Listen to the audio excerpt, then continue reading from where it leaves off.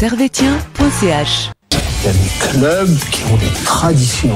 Manchester United, le Real de Madrid, le FC Servette FC déjà, parce qu'il y a beaucoup de gens qui disent FC Servette, mais... Merci beaucoup Anthony, vous laissez aller au vestiaire. Voilà ce qu'on pouvait dire ici depuis les Charmières.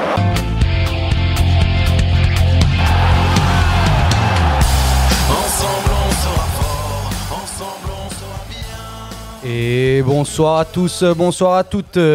Bienvenue dans ce nouveau format de l'analyse des servetien.ch. Alors on est là aujourd'hui en vidéo. On a déjà parlé de ce nouveau format un peu nouveau. Enfin, je sais pas quoi dire d'autre, mais nouveau, qu'on essaie de proposer cette année. Aujourd'hui, on est donc avec Lucas. Salut Lucas. Salut. Et avec Neil Hassan. Salut. Comment ça va les gars? Ça va bien toi? Ouais, ça va. Ouais, ça va bien. Une petite défaite hier, mais bon, on va bien. C'est le début de saison, c'est que IB. Donc IB est quand même une grosse machine, donc ça m'étonne pas trop. Toi, t'étais au stade, ça s'est bien passé? Bah ouais, j'étais au stade. J'ai fait le déplacement avec les supporters.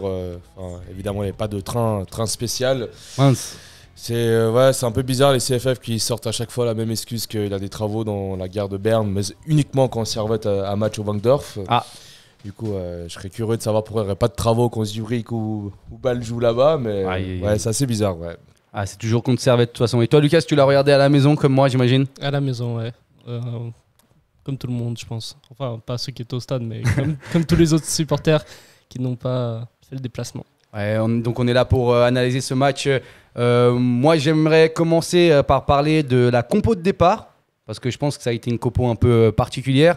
Alors, on peut revenir dessus. On avait donc Fofana en pointe cette fois-ci, avec un Ronny Rodelin qui est au milieu de terrain. Alors moi, je dis particulière. Alors certes, c'est juste quand la formation elle est sortie, des gens se sont posé la question. Est-ce qu'on jouait en 4-2-3-1, en 4-3-3? Tu t'es posé des questions, Hassan? Alors moi, de toute façon, depuis la blessure de Bédia, je me dis, de toute façon, le dispositif, il sera toujours un peu bizarre ou étrange, parce qu'on n'a pas du tout l'effectif pour vraiment jouer en 4-4-2 ou vraiment mettre un numéro 9 en pointe. Et quand j'ai vu Fofana titulaire d'entrée, ça ne m'a pas étonné. Mais après, voilà, j'ai pas placé de grandes attentes sur Fofana parce que je sais que ce n'est pas du tout son poste. Et malgré ça, il s'est quand même bien débrouillé. Même si ce n'était pas excellent, c'est pas son poste. Il a quand même fait, entre guillemets, le travail alors qu'il n'était pas numéro 9. Ouais, et toi, t'en as pensé quoi de cette compo, Lucas? Moi, au départ, quand j'ai vu la compo, quand elle est sortie, j'ai cru que c'était un 4-2-3-1 avec Pluquet en milieu off et Fofana sur le côté. Ouais.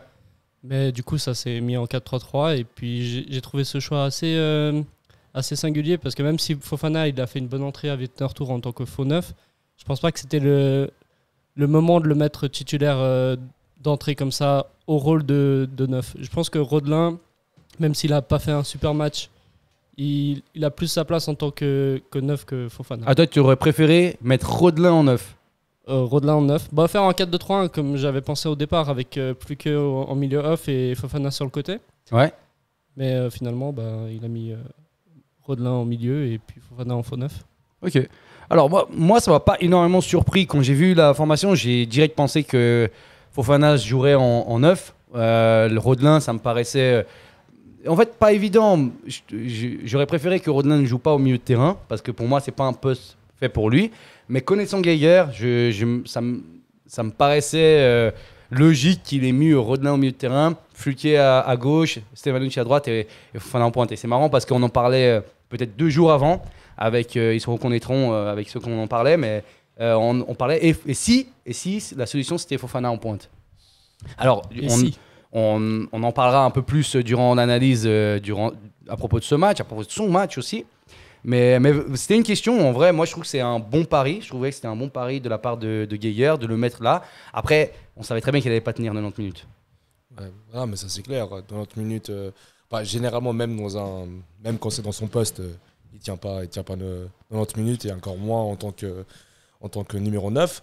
Mm-hmm. Après, c'est vrai que pour moi, le pari de Fofana, on pointe quelques matchs pour dépanner, ok, mais là, pour pallier à la blessure de Bédia sur 3 mois, moi je pense que c'est pas du tout une bonne option. Ouais, en tant que titulaire. En tant que titulaire. Ouais. Moi, j'espère vraiment que le Servette va s'activer au niveau des transferts dans le mercato pour prendre un numéro 9. Déjà de base, même avant la saison, même avant la blessure de Bédia, j'ai toujours dit qu'il fallait un remplaçant, un Bédia, un vrai numéro 9 remplaçant. Ouais. Et là, en plus, Bédia se blesse et on se retrouve sans personne. Sans personne, ouais. Parce que on va pas se mentir, mais Oberlin, aujourd'hui en tout cas, n'est pas une solution viable comme remplaçant de Bédia. Je vous laisse regarder la compilation sur Twitter et je pense que voilà. Hein. Ouais, non, je pense qu'on va pas se mentir. En tout cas, de ce qu'il nous a montré depuis qu'il est arrivé, la saison passée et ce début de saison, pour l'instant, ça en fait pas. En tout cas, un titulaire, même pas ni un titulaire ni un numéro 2. Parce que pour moi, par exemple, avec ce que Fofana a montré hier, pour moi, il est plus légitime à être remplaçant de Bédia s'il était là qu'au Berlin. Ah, mais ça, je suis complètement d'accord. Au Berlin, pour l'instant, cette saison et même la saison précédente, il nous a pas du tout confirmé le fait d'être un renfort pour Servette. Quoi. Ouais. Au contraire, on n'a pas vraiment, nous a jamais vraiment marqué sur un match où nous a vraiment fait une performance de choix ou quelque chose de, je dirais même pas d'incroyable, juste quelque chose de correct. Ces derniers temps, je sais pas si vous avez le souvenir d'un match que vous vous êtes dit bon là au Berlin il a fait un bon match. Ouais. C'était prévisible parce qu'en même temps voilà le joueur il n'avait pas joué pendant plusieurs saisons, il venait de la deuxième du Bayern, il avait un long passage à vide et en même temps il avait, à part son exploit en Ligue des Champions contre Benfica, il n'a jamais vraiment été régulier. Puis c'est vrai que c'était un pari quoi, un joueur fin de contrat gratuit. C'était un pari que Servette a tenté. Là, si ça aurait réussi, tout le monde aurait dit que Servette, c'est des génies, direction sportive incroyable. Là, malheureusement, c'est un pari qui à l'heure actuelle qui a échoué. Quoi. Pour l'instant, en effet. Une autre surprise que j'avais du coup dans son 11 et qui ça m'a paru dommage, c'est l'absence de Valls qui, malgré tout, a fait une bonne entrée lors du deuxième match, qui pour moi est quand même un bon joueur. Et là, il continue à mettre Rodelin titulaire déjà, ne serait-ce que Rodelin il a tout joué déjà ce début de saison, ça fait 4 matchs, il a joué pointe, ailier, milieu de terrain. Je sais pas si vous êtes d'accord avec moi à propos de Valls. Ouais, je rejoins ton avis parce que c'est vrai que Valls c'est un milieu de terrain qui est complet et c'est, pour moi c'est important de l'avoir dès le départ. Il faut avoir dès le départ le meilleur milieu de terrain possible sur le terrain. Et c'est vrai que moi Rodelin j'aurais plus peut-être placé d'abord en numéro 9 et mettre Valls au milieu de terrain. Là, le choix de Geiger, je suis pas d'accord avec ce qu'il a fait hier. Ouais. Du coup, après avoir parlé de cette composition de départ, on va quand même parler du match. Servette début de ce match, comme on le pensait en fait. On s'est fait un petit peu, on a essayé, on a tenté un peu au début de match, mais IB a quand même montré qu'ils étaient déjà meilleurs dès le début. Qu'est-ce que t'en penses, Lucas ? Clairement, on a vu un visage assez contrasté entre Servette et IB. IB clairement au-dessus, comme ils ont l'habitude de le faire. Ça se voit qu'eux, ils jouent l'Europe, ils jouent des matchs en jeu et ils sont de nature leader du championnat. En face, on a essayé de faire bonne mine, on s'est pas mal débrouillé quand même, mais au final, ils ont été réalistes. Nous, on n'a pas été, du coup, score final 3-0. Ouais, bon, je parlais du début de match. T'es parti tout de suite. Mais oui, en début de match, on remarque que IB est quand même déjà au-dessus, mais on propose quelque chose. Le début de match, pour moi, était correct de la part de Servette. On a quand même la capacité. Oui, on attendait, comme depuis le début de la saison, l'adversaire derrière. On attendait que l'adversaire fasse le jeu. Et là, Servette avait utilisé ses contre-attaques sur 2-3 occasions au début de match où il y avait le but hors jeu de Fofana, mais bon, on voit que c'était une très belle contre-attaque qui était construite rapidement. On projetait vite, dès qu'on récupérait le ballon, ça se projetait vite vers l'avant, avec Stevanovic sur le côté. On a eu aussi le tir de Konya, aussi, qui était une très grosse occasion. On a pu marquer dans cette occasion. C'est vrai qu'on a quand même eu des belles opportunités au début de match, et pour moi, Servette faisait à ce moment-là un bon match. Ouais, c'est le problème de Servette. Je pense en ce début de saison, on a les occasions surtout en début de match, mais on les met pas au fond. Et c'est peut-être ça qui fait la différence entre un Servette ou un IB, c'est que sur peu d'occasions, IB les met, et nous, on doit faire beaucoup d'occasions pour au final mettre un but. Ouais. C'est vrai que déjà la saison passée, Servette était beaucoup plus entreprenant au niveau du jeu, mais il avait aussi ce problème de finition. Et là, on est encore c'est même pire parce qu'on a un système de jeu où on est reculé, on attend l'adversaire. Bah, c'est sûr qu'on aura encore moins d'occasions et les finitions, bah, voilà, mathématiquement, bah, ça fait que vous ne marquez pas beaucoup de buts. Non, c'est sûr que ce manque de finition chez Servette est quand même récurrent depuis, même depuis la saison passée, depuis le départ de Kay. Bon, quand Kay était là, on avait quand même un buteur. Je pense que il a voulu aller ailleurs et c'est normal, hein, il va en Ligue 1, etc. Bon, ceci dit, il n'a toujours pas marqué le monde de buts en Ligue 1, mais il doit être épanoui, c'est sûr. Chez nous, je pense qu'il n'aurait pas fait de mal, il aurait été encore meilleur que la saison d'avant, il avait marqué 12 buts, mais on se retrouve donc en panne offensivement, malgré qu'on ait eu en fait, heureusement qu'on a eu un Stevanovic la saison passée, quand on y pense, parce que s'il n'était pas là, on aurait fini encore plus bas. Mais sur ce début de match, en effet, on loupe quelques occasions. Konya, il nous laisse toujours ce petit goût amer parce qu'on sait qu'il pourrait marquer un but, mais il n'y arrive pas. Et droit derrière, en fait, avec nos occasions manquées, bah, on se fait punir par un but de IB. Une mauvaise relance. Oui, je pense. Alors moi, c'était... Bon, on voit qu'avant le but, on voit que Servette jouait avec Frick, jouait par derrière. Et Frick a le ballon, il voit qu'on le presse. Vraiment, IB a fait un pressing vraiment très très intensif qui laissait pas le temps aux joueurs servettiens de construire. Ouais. Et Frick dégage le ballon à droite où Diallo était tout seul.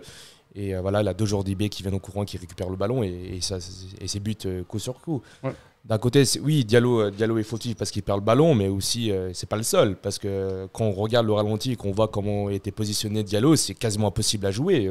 Je comprends pas pourquoi Frick la dégage carrément à droite comme ça. Je pense qu'il a dû paniquer, je sais pas ce qui s'est passé. Ouais, Frick, il dégage toujours à droite. Parce que là, à côté de lui, je crois qu'il avait Rouillé ou Séverin, je sais plus, il avait qui était pas loin, qui avait aucun joueur d'IB qui était sur le pressing. Il aurait pu peut-être passer à côté. Et là, je pense qu'ils se sont compliqué la tâche en dégageant sur le côté droit où Diallo s'est retrouvé tout seul, 2 joueurs d'IB qui sont arrivés, contre-attaque, but. Ouais, non, c'est sûr. Quelque chose à dire, Lucas, sur ce but? Non, tout pareil que Nilassan.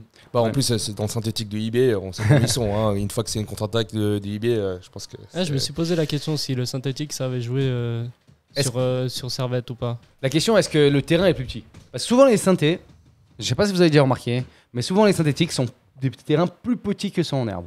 Alors ça, sur le terrain, je sais pas. En tout cas, je sais que les buvettes sont mieux au Mondorf, mais le terrain, je sais pas. T'as apprécié les buvettes? Il n'y avait pas de frites, mais... Ah mince. Dommage. Ouais, mais il faut savoir comment faire ici au Stade de Genève. Il faut s'inspirer. Non, mais à Genève, on se plaint beaucoup des buvettes. Mais les gars, quand je suis au stade, faut sortir dès la mi-temps, dès le coup de sifflet et aller aux buvettes extérieures. Ça, c'est les conseils de Gab. Hein. Ouais, si jamais vous nous écoutez, les gars, faut pas oublier, buvette extérieure, c'est le plus rentable. Déjà, c'est dehors. Il n'y a pas de queue. Et tu bois ta bière tranquille à la mi-temps. Ouais. Et après, tout le monde va faire ça et il n'y aura plus de place dehors. Ouais, faites-le. Après, ils laisseront des buvettes intérieures. Et après, ils vous donneront un autre conseil. Allez aux buvettes intérieures. Je fais ce que je peux pour aider les supporters. Ensuite, droit derrière, après ce but, on a eu Fofana qui est aussi à 2 doigts de marquer, qui se retrouve à Pluguet qui joue intelligemment sur lui. Et qui vient de faire ce tir qu'on a vu juste avant. Tir brossé. Tir brossé. Là, on voit que c'est un joueur technique. Quoi. En même pas quelques secondes, il arrive à avoir le ballon, contrôle, enroulé. Ouais. Là, c'était un manque de chance. Quoi. Parce que vraiment, là, s'il enroulait juste un petit peu moins fort, elle partait en pleine lucarne. Ouais. Et c'était ça aurait été vraiment un très joli but. Ouais, moi, j'ai trouvé vraiment intelligemment joué de la part de Fluguet. Là, on est en train de revoir le ralenti du tir. Il aurait fallu la brosser un poil plus, je pense, ça aurait fini en pleine lucarne. Mais c'est vrai que le temps qu'il avait juste avant qu'un joueur d'IB arrive sur lui, ça l'a pas non plus aidé. Hein. Ouais. Et vient après la mi-temps, cette mi-temps qui fait sûrement du bien un peu à tout le monde, parce que Servette revient un peu avec un peu plus d'envie.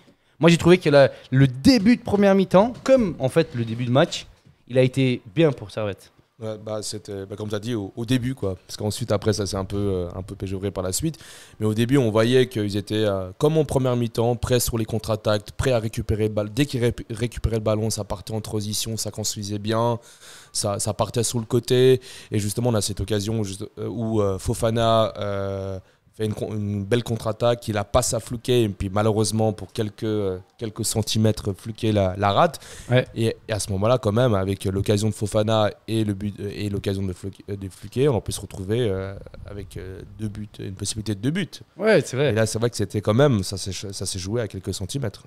Je vais jouer très très près. Je regardais le ralenti là et je trouvais que Fluquet il fait un petit ralentissement de course juste avant. Et en fait, s'il avait pas, genre juste, tu vois, là regarde, juste avant un petit peu, il ralentit un petit peu sa course. Et là, il part à fond. Il fait un petit ralenti là, et il n'aurait pas fallu parce que je pense qu'il. Mais bon, après ça, tu peux pas savoir. Bon, avec des si. Voilà, avec des si, on refait. Mais le on match, n'était pas loin. On n'était pas hein. loin. On n'était pas loin de marquer. C'était une très belle contre-attaque. Ouais. Et vient après encore l'action du but. Où, comme tu disais tout à l'heure.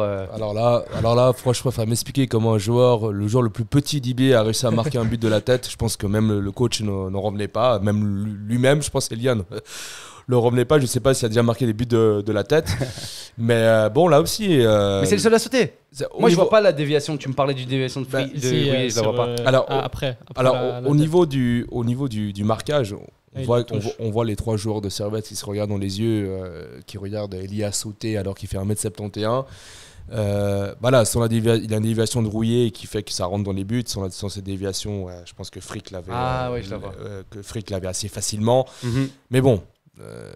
On laisse pas aussi de facilité à un joueur. Là, on voit dans les images. Mais on laisse même pas sauter. On voit que l'entraîneur de IB, il est totalement surpris et choqué de voir Elia à 1m71 marqué avec la tête. C'est fou quand même. Elia à 1m71 qui se retrouve au milieu de 3 défenseurs Grenat.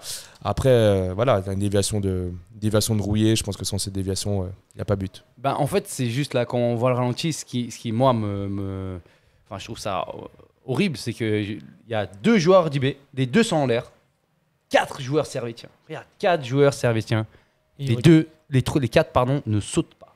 Ils regardent le ballon. Ils regardent. Mais je sais pas ce qu'ils pensaient. Est-ce qu'ils pensaient qu'il y avait hors-jeu sur l'action? Mais même si on sait très bien que de nos jours, il ne faut pas s'arrêter de jouer. Ouais. Non, mais maintenant, avec les nouvelles règles de la FIFA, même s'il a hors-jeu, tu continues à jouer. Parce que justement, l'arbitre, il le siffle après, il a encore la VAR. Du coup, ils savent qu'il a plus cette ancienne habitude. Ok, il a hors-jeu, j'arrête de jouer. Tant que l'arbitre n'a rien dit, tu continues à jouer. Et là, c'est pas une excuse de s'arrêter, quoi. Voilà. Et là, 3 joueurs qui s'arrêtent, qui regardent un joueur sauter en plus d'1m71. Ça, c'est une grosse erreur défensive. Ouais.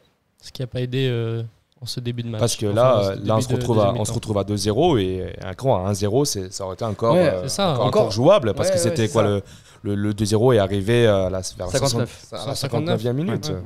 Ouais, c'est quand tu attaques cette mi-temps et que tu te dis vas-y, je me donne à fond pour rattraper le score, c'est justement ce que tu attends en fait. C'est que tu attends de la petite faille pour marquer un but. Quand tu prends ce 2-0, tu dis ah mince, là ça va être dur face pas à l'ancien champion, mais du coup, mais un des qui se battent pour le titre, un des cadors et tout. Déjà là, 2-0, ça va être difficile. Tu es là devant 26 000 supporters de IB. Ouais. Tu sais après, c'est faisable, hein, c'est toujours faisable, bien sûr. Mais je trouve un peu dommage de prendre ce 2-0. Oh, il est amer ce 2-0. En fait, tu te dis, mais. Il est évitable. Il est clairement évitable. C'est ça. Et puis, on ressent ce qu'on avait senti l'année passée avec Servette, c'est qu'ils se démoralisent très vite suite à un but. En première mi-temps avec le premier. Justement, ils ont fait un bon début de période et après, ils se sont relâchés après le but. Là, bon début de deuxième période, but, ils se sont relâchés. Je pense que c'est un souci mental je sais pas, c'est vraiment... à chaque fois, ils se démoralisent quand ils se prennent des buts et c'est rare que Servette inverse la tendance et remonte le score. Je pense que c'est... j'avais vu la stat, la dernière fois que Servette avait remonté un score, c'était novembre 2021, c'était contre Bâle et c'était la seule fois de la saison. Donc sur une saison, sur tous les matchs où ils se sont fait dominer, ils n'ont jamais réussi à inverser, même s'ils perdaient que 1-0. Ah ouais. Donc ça fait stat. Voilà. Ouais, c'est une stat qui parle assez bien et qui nous dit vraiment que Servette a du mal avec d'être mené au score. C'est vrai que moi, j'ai pas non plus souvenir qu'on ait fait des remontadas, on peut appeler comme tu veux, mais pour revenir au score. Parce que moi, le dernier souvenir que j'ai, c'était le Bâle Servette juste avant le Covid, où on perdait 2-0 au Parc Saint-Jacques. Ouais. Et on revient avec 2-2 avec un super beat de Stevanovic. C'est ce qui me remenait. C'était début de Super League. Hein. C'était la première. Il y avait pas un but de Wurtrich aussi? Non, je sais plus. Juste avant le Covid. Juste avant le Covid. Pardon. C'était en 2020. C'était en février 2020. Je confonds avec les premiers matchs. Je confonds avec le deuxième match qu'on avait joué contre Bâle. l'un des premiers matchs de la saison où on est monté justement, où Wüttrich marque un beau but. Du coup, juste après ce but encaissé, nous on est un petit peu dominé. On a failli prendre un but encore où la cage était vide, mais totalement vide de la part de IB. Si je dis pas de bêtises, c'est qui? C'est Rudani. Ouais, je crois que c'est lui qui loupe justement ce immanquable. En fait, il a tiré beaucoup trop fort. La cage était vide et nous, on a de la chance encore là à pas se prendre déjà un 3-0. Ensuite vient les entrées de Antunes et de Valls et d'un troisième joueur, si je dis pas de bêtises, qui vont faire beaucoup de bien à Servette. Ouais. Je sais pas s'il y a Oberlin qui est aussi rentré. Ouais, je crois que c'est ça, c'est exactement ça. Voilà, les deux ont fait beaucoup de bien, parce qu'Oberlin, je sais pas si ça fait. C'est ça, c'est Oberlin pour Fofana, Antunes pour Rodelin et Valls pour Doulin. En tout cas, on a vu Antunes ce qu'il a fait au milieu de terrain, où il a réussi à éliminer 3 joueurs du IB, à accélérer jusqu'à devant les buts et faire un poteau. Ça aurait mérité un but. Ça aurait été magnifique. Et encore, à ce moment-là, on revenait à 2-1. Voilà, d'accord, l'espoir de revenir au score, de remonter. Ouais. Et encore une fois, ça s'est pas concrétisé, manque de réalisme, alors que l'action était super bien réalisée par Antunes. Et encore, on voit pas, mais toi, tu as été au stade, je pense que tu l'as vu, il élimine d'autres joueurs avant le ralenti qu'on voit. Mais justement, il élimine vraiment quasiment à lui tout seul tout le milieu de terrain de UB. Avec quelques touches de balle peu après son entrée. Ouais. Moi, j'ai beaucoup aimé Valls dans son entrée aussi, parce que pour moi, depuis le début de la saison, je pense que c'est un des Servettiens qui ressort le plus, même s'il commence à chaque fois sur le banc. Enfin, par contre, Winterthur, où il était titulaire. Mais je trouve que Valls, il apporte quelque chose en plus en termes techniques et en création de jeu. Et j'ai trouvé que là aussi, il a apporté beaucoup avec Antunes. Et j'ai trouvé même ça bizarre qu'il n'ait pas débuté le match. Ouais. Normalement, c'est soit Antunes, soit Valls. Et là, c'était aucun des deux. Les deux étaient sur le banc, au profit de Rodelin et de Fofana, du coup. Et on a senti leur absence, quoi, j'ai envie de dire. Ouais, c'est comme j'en parlais au début d'émission. Valls, pour moi, est un joueur qui mérite. Mais actuellement, j'ai l'impression que c'est lui ou Rodelin. Non pas qu'ils aient le même poste, c'est marrant, ils n'ont pas du tout le même poste, rien. Mais si l'un joue, l'autre joue pas. Et en ce moment, ça va plus pour Rodelin, quoi. Alors qu'il pourrait, comme tu as dit. Ouais, mais c'est incroyable quand même que la place de Valls est remise en question par un ailier. Ouais. Je sais pas dans quel club, dans autre club en Suisse ou dans le monde où on voit ça.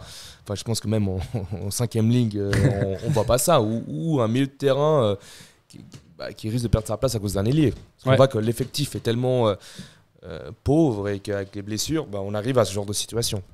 Ouais, c'est dommage. Mais voilà, j'espère que... J'ai l'impression que depuis c'était fin de saison passée déjà, où Gaillard a remis en question la place de Valls, alors que pour moi, il a toujours été performant. J'aimerais et je souhaiterais que Gaillard se remette en question. Pourquoi pas vraiment le refaire venir, lui faire confiance, le faire jouer quelques matchs d'affilée, parce que je pense que c'est le genre de joueur qui peut nous apporter beaucoup plus qu'on le pense. Et surtout, un milieu Konya, Valls, Doulin, pour moi, c'est tellement complet. C'est complet, il a rien à dire. Plus équilibré, parce que tu mets pas un Rodelin ou... Moi, j'ai beaucoup de respect pour Antunes, mais je le préfère sur l'aile que dans un milieu à 3. Et je trouve que le milieu de Doulin, Konya, Valls, c'est le plus équilibré que tu puisses avoir. C'est 3 vrais milieux, c'est pas des ailiers ou des milieux offensifs. Et dans la phase de construction de jeu, c'est ce que tu en as besoin, en fait. Tout simplement. Et voilà, il faut que Gaillard se remette en question, je suis d'accord avec toi. Ouais, surtout que pour moi, Valls et Konya, ils ont des profils proches. Ils ont des profils assez proches. Et ils ont ce Doulin qui est derrière pour compenser. Quand tu joues avec la composition qu'on avait aujourd'hui, donc Doulin, Konya et Rodelin, le problème, c'est que tu n'as plus que 2 vrais milieux. C'est ça. Tu n'as plus que 2 vrais milieux. Et Konya, on sait qu'il aime aller à l'avant. On sait qu'il aime bien aussi défendre. Mais il fait déjà énormément de courses. Et là, tu te demandes carrément d'être 2 milieux à lui tout seul. Ouais, 2 milieux à lui tout seul et avec un attaquant qui n'est pas un numéro 9. Enfin, vraiment, c'est très compliqué. Ouais, c'est compliqué de jouer comme ça. J'ai l'impression que Rodelin, il a un peu un totem d'immunité depuis son but contre Saint-Gall.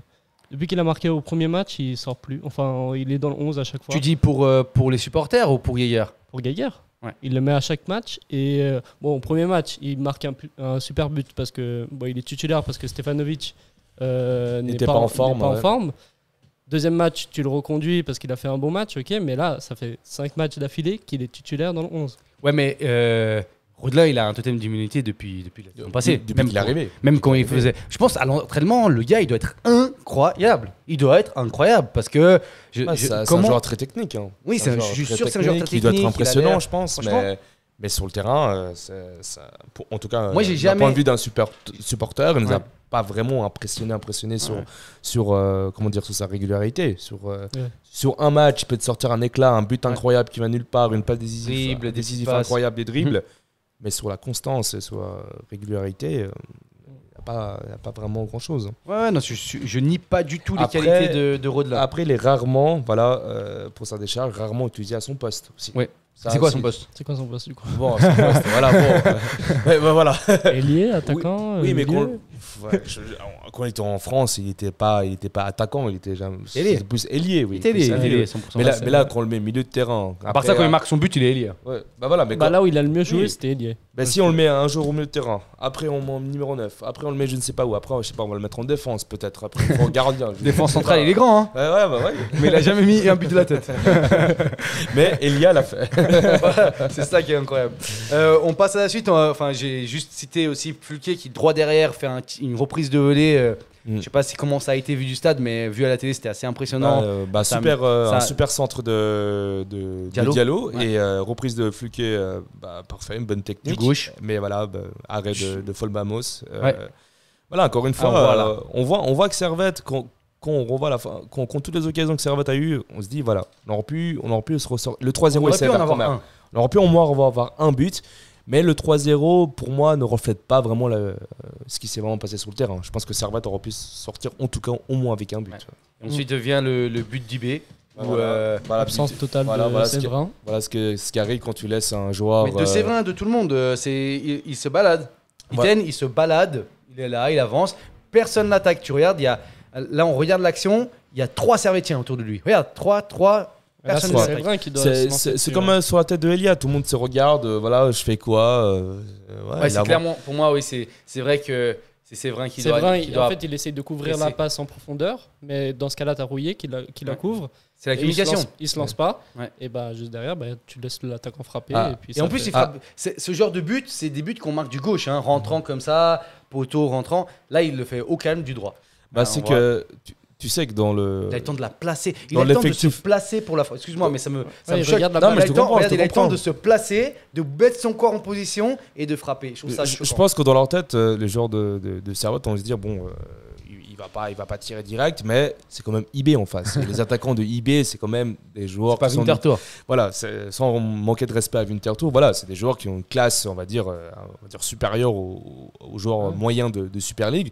Vous laissez un espace comme ça, un joueur technique qui vient de IB ou de Bâle, d'un club comme ça, vous avez beaucoup plus de chances qu'il mette un but. Ouais. Mais dans ce cas-là, il faut être pas aussi passif. Là, Servette, sur les 2 buts qui étaient évitables, on était complètement passif à se regarder droit dans les yeux. Ouais. Et c'est encore plus frustrant quand tu vois les occasions qu'on aurait pu concrétiser, et puis plus ces 2 buts qu'on se fait encaisser en étant totalement passif. Tu te dis, non mais 3-0, c'est trop. C'est beaucoup, ouais. Donc voilà, on finit ce match donc à 3-0, qui reste un petit peu au travers de la gorge, pour tout le monde, hein, pour nous, supporters servétiens. On peut relativiser, on peut dire que c'est notre première défaite de la saison. Ouais. Contre un Cador. Un Cador, ouais. Et que IB a marqué autant de buts que nous une saison. Mais si tu regardes ça comme ça, si tu regardes que les statistiques comme ça, tu te dis ça va. Mais nous, on a vu tous les matchs. Et on a analysé tous les matchs. Non, mais ce que je trouve incroyable, c'est que, excuse-moi, mais c'est qu'on a perdu 3-0, mais j'ai l'impression qu'on s'est créé plus d'occasions que dans les matchs, précédents. Alors qu'on a perdu 3-0. J'ai l'impression qu'on a mieux construit, qu'on a fait des meilleures contre-attaques, qu'on a peut-être plus eu le ballon que dans les matchs précédents. Alors qu'on perd 3-0, hein, c'est incroyable.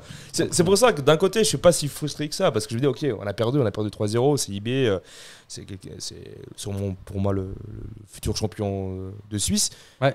On sort avec un 3-0, mais avec des occasions. Plus d'occasions que depuis le début de la saison. Quoi. Ouais, tous les matchs que début de la saison. Paradoxal, mais on a fait notre meilleur match en termes de... en perdant 3-0. En perdant 3-0, alors que... Voilà.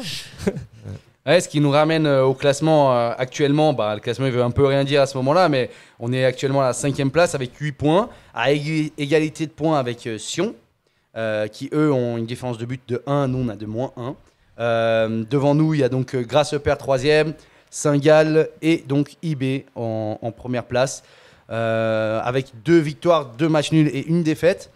Actuellement, on est dans notre rythme de la saison, je trouve, non? Ouais, on est... Tu penses qu'on va être plus haut que ça? Que la 5e place? Non, je pense pas. Moi, j'espère quand même. Oui, on espère tous, bien sûr. Sinon, on n'est pas supporters si on n'espère pas. Mais si on doit analyser ça concrètement, est-ce qu'aujourd'hui, tu penses que Servette va finir au-dessus de cette 5e place? Alors, tout dépend de la fin du mercato, moi je dis. Ouais, pareil, exactement. Moi, je me dis si on a le même effectif, le même contingent que maintenant, non, clairement. Alors ça, c'est avec certitude. Par contre, voilà, si on a des mercatos et que c'est fait intelligemment et que voilà, ce problématique du numéro 9 est réglé, peut-être. Mais pour l'instant, ce que le jeu de Gaguerre propose et la blessure de Bédia et les alternatives avec Rodelin au milieu de terrain, Fofana au numéro 9, je ne pense pas que... Moi, j'ai de la peine à croire qu'ils vont recruter un numéro 9. Moi, je te dis, je pense qu'on va repartir avec cet effectif. C'est grave quand même, hein. C'est grave. Ouais, c'est... Là, c'est grave, oui, mais regarde, on a quoi? Officiellement, on a Bédia. Après, on a Oberlin. Après, on a Fofana. Et encore, on a le petit jeune Dias.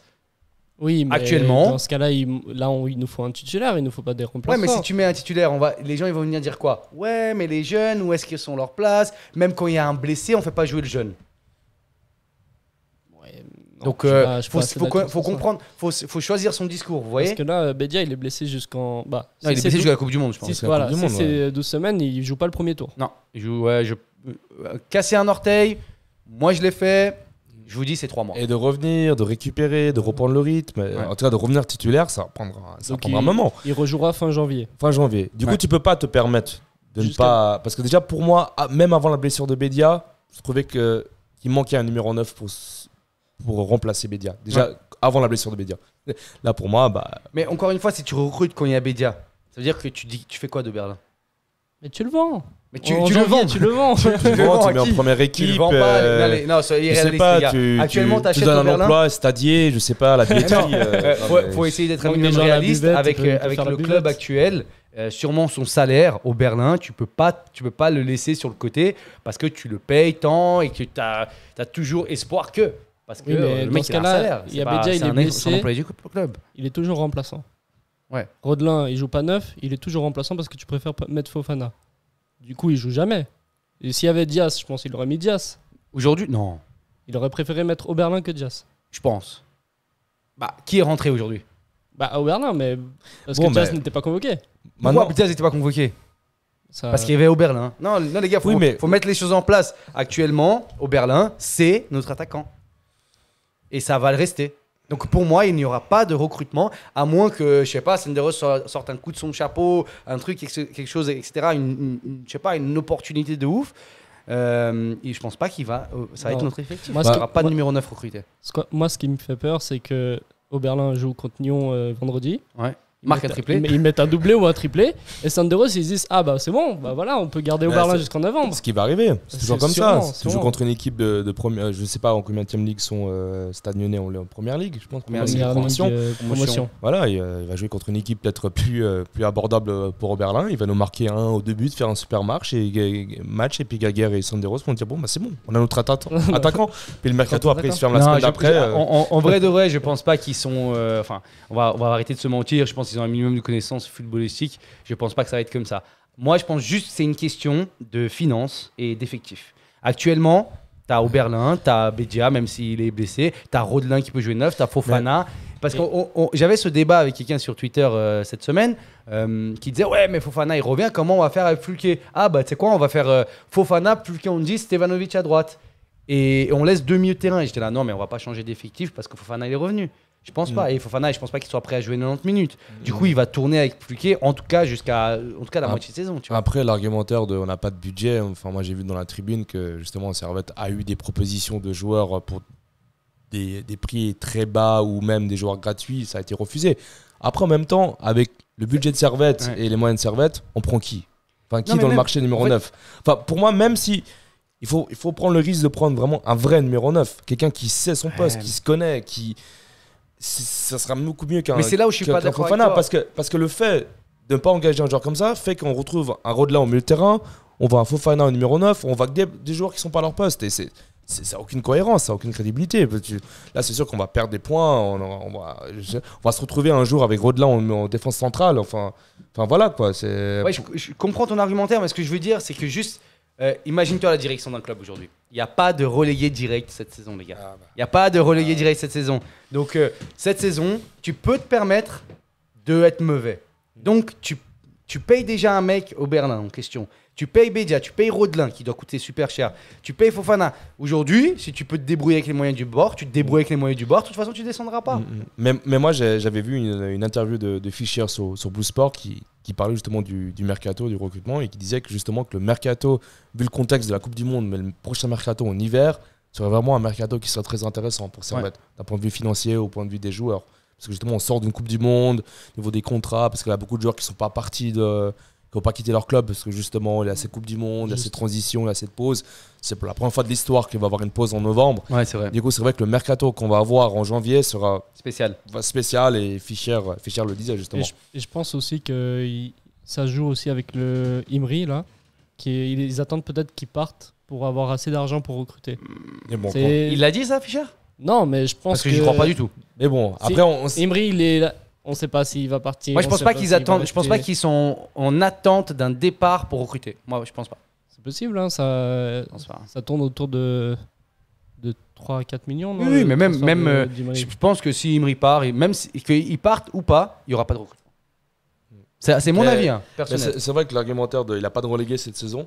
C'est vrai que ça fait fort. Parce que quand tu dis que t'as pas de relégué, t'as déjà tes joueurs, t'as déjà de fais avec ça, t'as déjà ton budget. Ton entraîneur, il est en fin de contrat jusqu'à 2023. Fais avec les moyens du bord. De toute façon, peu importe ce que tu fais, ton contrat, il est fini. Ouais. Enfin, pour tout le respect qu'on a pour notre entraîneur, son contrat, il est fin 2023. Ouais. Actuellement. Voilà. À moins que le club renouvelle, etc. Actuellement, jusqu'à fin 2023. Il n'y a pas de relégué. Pourquoi investir plus d'argent dans des joueurs si cette saison... Généralement, ça devrait passer. Ouais, mais en plus, tu te fais 2 millions avec la vente de Niakossi déjà. Niakossi, ouais. Peut-être 2 millions avec Imeri. Tu dis, bon, je me fais 4 millions. On va pas dépenser. Ouais. Pour l'argumentaire de la Coupe du Monde, j'avais pas pensé comme ça, mais c'est assez. C'est vrai que après, en tant que directeur sportif, c'est intéressant de ne pas faire de mercato pour la direction parce que voilà, il y a cet aspect de ne pas de reléguer, mais pour les supporters. Ça, c'est alors sûr. Nous, au stade, déjà qu'on voit la moyenne de spectateurs au début de saison, on voit que par exemple. Contre Winterthur, Lausanne Sport a fait une meilleure influence que nous. Ah ouais? Oui, ils étaient à 5400. Bon, c'était un derby contre le stade Lausanne-Ouchy. Vraiment? Ok, ils avaient un derby. Mais bon, mais quand même. Les derby, ils tapent nos pires scores. Oui, mais quand même, 5400. Ouais, mais c'est leur derby et nous, c'est nos pires scores quand même. T'es en train de comparer leur haut de tableau contre notre bas de tableau. Oui, mais leur derby, c'est pas Samax, c'est stade Lausanne-Ouchy. Tu me dis, la 10 ans en arrière, tu connaissais stade Lausanne-Ouchy? Mais je pense que si un Lausanne-Servette ramenait plus de monde quand même. Ah oui, ça c'est clair, voilà, c'est certain. L'affluence maximale qu'on a, c'est les conditions, j'imagine.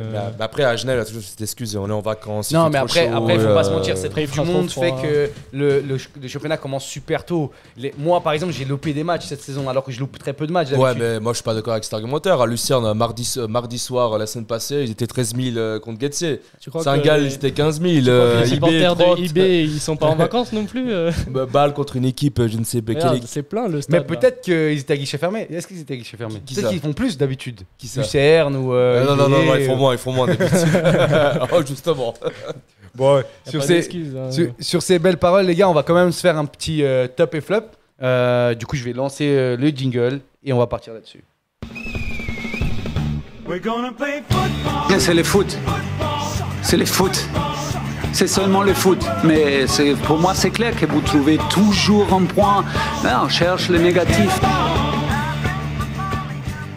Ouais, c'est pas faux. Et ouais les gars, donc même si on a un nouveau format, on garde quand même certaines bases de l'ancienne analyse. Aujourd'hui, on va parler donc là maintenant, on va parler donc des tops et des flops.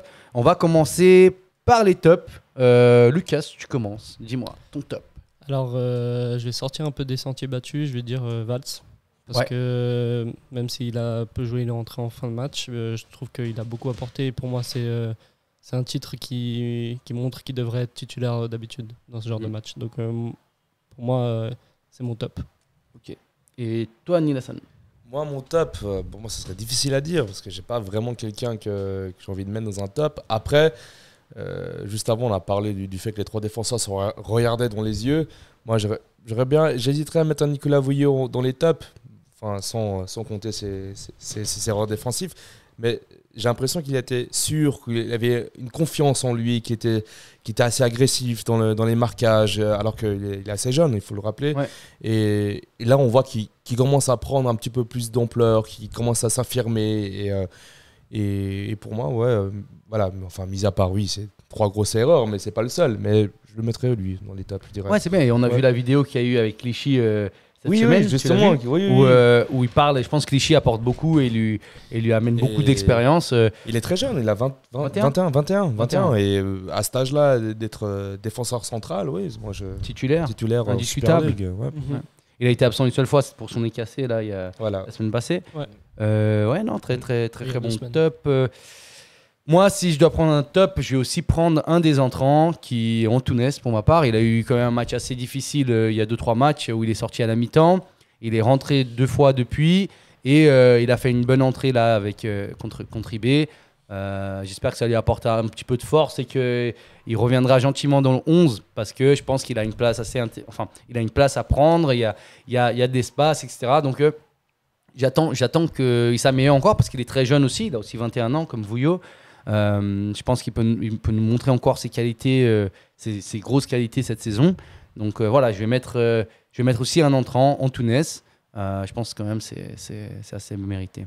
On va passer donc au flop et Lucas, qui aurait pu faire un meilleur match selon toi? Alors là, je vais pas être original, mais je vais dire Oberlin.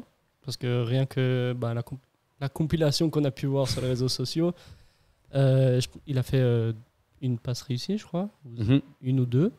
Mais c'est désastreux. À ce moment-là, tu es attaquant pointe, tu n'arrives pas à te placer en tant qu'attaquant, tu es la moitié du temps hors jeu. Quand on te met une balle en profondeur, tu glisses.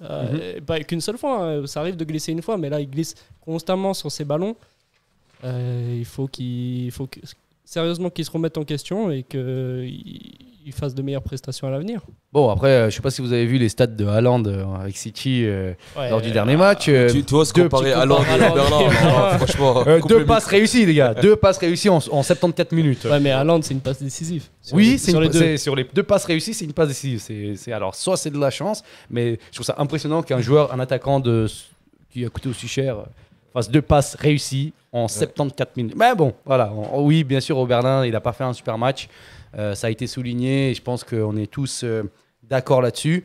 Bon, il faudra de l'amélioration, ça c'est sûr. Qu'est-ce qu'on peut dire de plus? Moi, j'ai l'impression que ça fait depuis qu'il est arrivé qu'on dit ça. J'espère qu'il va reprendre confiance. J'espère que voilà, ça va aller. Mais là. Mais tu sais, il y a des joueurs. Tu as 2 façons de faire reprendre confiance à un joueur. Tu rejoues. T'es nul, mais tu rejoues. On te remet sur le terrain tout le temps. Et des fois, ça marche. Mais il y a des joueurs, faut les mettre en concurrence. Faut les mettre tu sais quoi, tant que tu fais pas des belles perfs en rentrant, tu rentres plus. Et quand ils rentrent, belle perf. Oberlin, moi je pense que c'est le genre de joueur, si tu le fais pas jouer, il perd totalement confiance en lui. Donc c'est de la gestion. C'est de la gestion humaine. Donc là, je pense que Yeager, ce qu'il essaye de faire, c'est essayer de le faire jouer pour le mettre en confiance. Après, moi, j'avais lu son passé des articles comme quoi au Berlin sur l'entraînement, c'était très bien. Il se donnait vraiment à fond, il faisait des belles performances à l'entraînement. Après, voilà, sur le terrain, c'est autre chose. Bien sûr, on attend tous on attend de plus. Voilà. Et toi, du coup, Nielsen, ton flop? Mon flop hors Oberlin, du coup. C'est sans hésiter au Berlin. J'ai dit hors au Berlin. Hors au Berlin, j'ai cru au Berlin. Hors au Berlin, un flop, je dirais. C'est difficile à dire. J'ai envie de. Bon, c'est vrai que Diallo, c'est vrai que sur son début de match, je l'ai trouvé assez compliqué. Sur la première mi-temps, j'ai trouvé assez compliqué. En plus, il est à l'origine de la perte de balle. Au début, je le trouvais pas. Je sais pas s'il y avait un problème avec des crampons ou je sais pas ce qui se passait, mais je le voyais à chaque fois tomber, se faire bousculer, pas vraiment à sa place en première mi-temps. Bon, après, fin de deuxième mi-temps, il s'est un peu plus rattrapé, où il a pu faire notamment le très bon centre à Patrick Fluquet, mais je m'attendais à mieux de la part de Diallo. Ouais. Bon, pour ma part, ce match-ci, je l'ai trouvé un peu en dessous de son niveau habituel, et c'est Doulin. Alors, certes, C'était un milieu de terrain plus compliqué que d'habitude, une meilleure opposition en face. Aussi, ils étaient que 2, enfin avec Rodelin, mais voilà, ils étaient que 2 vrais milieux de terrain à jouer. Donc c'était un match plus compliqué pour lui. Je sais que c'est le genre de joueur qui a besoin d'être en forme physique. Là, je pense qu'il était en forme plus physique, mais il était en bonne forme. Mais c'est juste que son match était un poil en dessous de d'habitude. D'habitude, il récupère plus de ballons. Alors certes, c'est pas le meilleur relanceur au monde, mais c'est un joueur qui d'habitude récupère un peu plus, se bat un peu plus. Ouais. Moi, je suis pas forcément d'accord, mais j'ai trouvé Doulin qu'il apporte toujours ce qu'il apporte d'habitude dans la récupération et dans la relance. J'ai pas trouvé qu'il était en dessous dans ce match, mais bon. Tu l'as pas trouvé un poil en dessous ? Non, pour moi, il livre les mêmes prestations qu'en début de saison, et je trouve que, au contraire, même sa prestation de hier, ça a montré à quel point il était important dans ce 11. Mais est-ce que Gab, tu serais pas influencé par le fait que peut-être qu'il a fait des prestations vraiment du top niveau avant, voilà, c'est un flop, bien sûr, pour moi. Alors qu'il n'a pas vraiment fait un mauvais match. Attention, pour moi un flop, les gars, c'est tu peux t'améliorer, tu peux faire mieux. C'est pas genre t'es nul. Non, c'est pas pour moi ça. Pour moi, j'aime bien justement trouver un joueur qui, pour moi, par exemple, j'ai déjà mis du Stevanovic en flop, mais pas parce qu'il est mauvais. Pour moi, c'est un flop, c'est écoute, ton match, d'habitude, tu nous fais des performances là, et là, il était un poil en dessous. Et pour moi, aujourd'hui, Doulin, qui a fait des très bonnes performances depuis le début de saison, comparé à ses performances à lui. Alors, moi, je ne le compare pas aux performances de chaque joueur de l'équipe. Alors, certes, c'est vrai qu'on parle de flop, généralement, on prend toute l'équipe en compte. Pour moi, par exemple, Séverin a fait un moins bon match que Doulin. Mais bon, j'aime bien, des fois, un petit peu arriver et dire il peut faire mieux, je sais qu'il peut faire mieux. Du coup, c'est ça qui me déçoit, tu vois. C'est ça qui me déçoit un peu. C'est que je sais qu'il peut faire tellement bien que au Berlin, ça ne m'étonne pas. Enfin, sans vouloir manquer de respect, etc. Oui, c'est certes, c'est pas top, mais je m'attendais pas à ça. Alors que Doulin, je m'attendais un peu au-dessus et voilà, il était un poil en dessous d'habitude. Donc voilà, c'est des perspectives d'évolution. Voilà. Je pense qu'on a fait le tour de ce match. Ouais. Je sais pas si vous voulez parler d'autre chose, de transfert, de joueurs, de déplacement, Comment ça a été ton déplacement, Neil ? Franchement, le déplacement il était bien, malgré le fait qu'il n'avait pas de train spécial. Je sais pas, bizarrement, on s'est tous retrouvés dans le même train de ligne, tout le monde. C'est l'horaire, ça. Voilà, c'est l'horaire. Forcément, horaire du match. Comme par hasard, il avait des cars qui nous attendaient à la gare de Berne. Enfin, c'était un petit peu organisé, du coup. Non, pas du tout. Il me semble que c'était pas du tout organisé, mais parce qu'apparemment les bus, c'était des bus spéciaux. Oui, mais je pense qu'ils ont dû savoir. Je pense que les autorités ont dû savoir qu'il y avait des supporters qui se déplaçaient en masse. Ça, ils auraient pu nous prévenir. Mais ça, par contre, c'est très positif. Il n'y a pas eu de train. Il a quand même eu un bon groupe qui s'est déplacé à Berne, malgré le fait qu'il n'y a pas de train spécial. Ça, c'est super. Je trouve que c'est bien. Par contre, le point, on va dire négatif, c'est les CFF. Moi, je comprends pas. Pourquoi à chaque fois que Servette a joué à Berne, on sort l'excuse il a des travaux sur la ligne, J'ai l'impression que les CFF ne font pas beaucoup d'efforts pour les supporters servettiens. Alors que j'ai l'impression dans le reste de la Suisse allemande, par exemple des Bâle, des Zurich, des Getse, je pense que même le trou de Tolechna l'année dernière, je pense qu'il a le déplacement de Zurich, il joue à Servette, il serait déroulé quoi. Ils auraient construit un nouveau chemin de fer et puis ça aurait été réglé. Je trouve qu'il y a un peu une inégalité dans le traitement face aux supporters de la part des CFF. Voilà, je trouve que c'est dommage. Et puis aussi pour Nyon aussi, je crois qu'il n'y a pas aussi de train spécial malheureusement. Parce que pour moi, le train spécial, vraiment, c'est top, quoi. Tu es là, tu as tes amis, tu rencontres des gens, tu te déplaces en groupe, c'est plus sécurisant parce que voilà, tu risques pas de te faire embêter parce que tu as un maillot de Servette, je sais pas, dans une ville suisse allemande. Le concept de train spécial, c'est très suisse, c'est très en Suisse allemande, c'est très présent, c'est ancré dans la mentalité. C'est vrai qu'il faut pas oublier aussi que Servette, ça fait peu de temps aussi que ces trains, que les CFF mettent à disposition des wagons, ces wagons spéciaux. Du coup, je pense que ça va prendre encore du temps pour que soi-disant les travaux à Berne n'existent plus, quoi. C'est ce genre d'excuses. C'est dingue, pourtant Berne, c'est tellement une place centrale niveau chemin de fer. Je comprends pas. Tu fais un train spécial et tu mets jusqu'à la gare de Berne et puis là, même sans train spécial, on a eu des cars à la gare de Berne. Je comprends pas. Ça aurait pu être fait mieux, quoi. Ouais, clairement. Ouais, c'est bien dommage. C'est bien dommage pour les supporters sphératiens. Il y aurait peut-être eu plus de gens qui se seraient déplacés. Ouais, c'est sûr, c'est clair. Ouais. Du coup, les gars, je pense que c'est sur ces belles paroles qu'on va gentiment rendre l'antenne. Moi, je souhaiterais juste annoncer aux gens, donc semaine prochaine, on a la coupe contre Nyon, le 19 du 8-22, du coup, à 19h30. Si vous pouvez faire le déplacement, faites le déplacement. Je pense que c'est pas très loin, on reste à peu près dans le canton. Ouais, c'est 15 minutes de train, on joue à domicile. Donc ça devrait le faire. Hormis la coupe, on joue le prochain match contre Grâce au père à domicile. C'est ça, à domicile. Samedi soir, on entend. Voilà, donc merci à tous et à toutes de nous avoir écoutés. Merci à toi, Lucas. Merci à toi. Merci à toi, Neil. Merci à vous. Et à bientôt, les gars, pour une bonne soirée. Bonne soirée. Ciao, ciao.